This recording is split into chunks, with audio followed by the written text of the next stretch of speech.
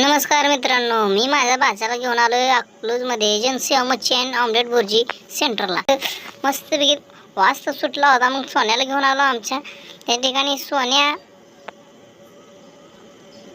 आणि तर माझा मोठा भाऊ दादासाहेबाला घेऊन आलोय मच्छी खाण्यासाठी. सोन्याला बी मस्त ताव मारलाय. पण आता माझी भुर्जी आता काय मच्छी मस्त वास सुटलाय. मग मी बी घेतली मस्त आव घेऊन.